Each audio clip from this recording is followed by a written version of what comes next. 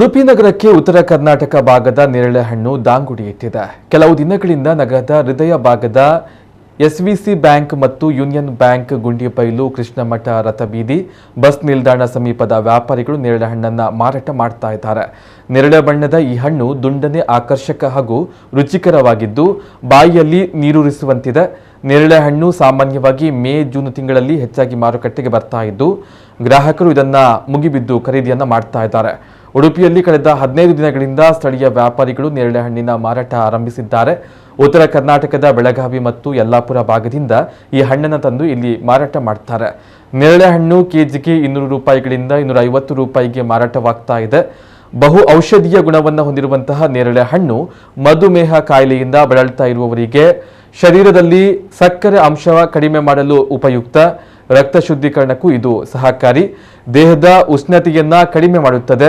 ಜೀರ್ಣಶಕ್ತಿಗೆ, ಕರುಳಿನ ಹುಣ್ಣು ಕಾಯಿಲೆ ನಿವಾರಣೆಗೆ ಮತ್ತು ದೇಹದ ಪ್ರತಿರೋಧಕ ಶಕ್ತಿಗೆ ಇದು ಒಳ್ಳೆಯದು. ಹಾಗೆಂದು ಹೆಚ್ಚು ತಿನ್ನಬಾರದು. ದಿನಕ್ಕೆ 4 ರಿಂದ 5 ಹಣ್ಣು ತಿನ್ನಬಹುದು. ಆದರೆ ಫ್ರಿಜ್ನಲ್ಲಿ ಇಟ್ಟು ತಿನ್ನಬಾರದು ಎನ್ನುವುದು ವೈದ್ಯರ ಸಲಹೆ.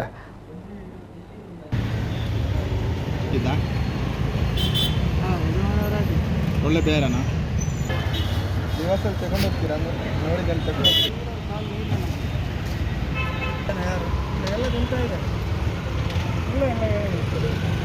ಡಯಾಬಿಟಿಸ್ಗೆ ಭಾರಿ ಒಳ್ಳೆಯದು ಮತ್ತು ಬೀಜ ಇಂಪಾರ್ಟೆಂಟ್. ಪುಡಿ ಮಾಡಿ ಕುಡಿದು ಹಾಲಲ್ಲಿ ಇಲ್ಲ ನೀರಲ್ಲಿ ಕುಡಿದ್ರೆ ಭಾರಿ ಒಳ್ಳೆಯದು ಡಯಾಬಿಟಿಸ್ಗೆ. ಅವ್ರು ಹೇಳ್ದಂಗೆ ಆಚಾರ 100 ಗ್ರಾಮದ 80 ಗ್ರಾಮ್ ಬಂದಿದ್ದೆಲ್ಲ ಆಗಿ ಒಳ್ಳೆಯದಿಲ್ಲ. ಹಣ್ಣು ಮಾತ್ರ ನ್ಯಾಚುರಲ್ ಐಟಮ್. ವ್ಯಾಪಾರ ಚೆನ್ನಾಗಿದೆ, ತೊಂದರೆ ಇಲ್ಲ. ಎಲ್ಲ ಡಿಸ್ಟಿಕಲ್ಲೂ ಉಂಟಿದೆ ನೀರಿನಲ್ಲಿ, ಒಂದೇ ತಲ್ಲಿಲ್ಲ. ಈ ವರ್ಷ ತುಂಬ ಬಂದಿದೆ ಮತ್ತು ರೇಟ್ ಸಹ ರೀಸನೇಬಲ್ ಇದೆ. ಇದು ಡಯಾಬಿಟೀಸ್ನವರಿಗೆ ತುಂಬ ಉಪಯೋಗ ಆಗ್ತದೆ. ಇದರ ಬೀಜ ಸಹ ಅದನ್ನು ಹುಡಿ ಮಾಡಿ ತಿಂದರೆ ಡಯಾಬಿಟೀಸ್ನವರಿಗೆ ಡಯಾಬಿಟೀಸ್ ಕಡಿಮೆ ಆಗ್ತದೆ. ನಾನು ಇದು 15 ದಿನದಲ್ಲಿ 4ನೇ ಸಲ ತಗೊಳ್ತಾ ಇದ್ದೇನೆ.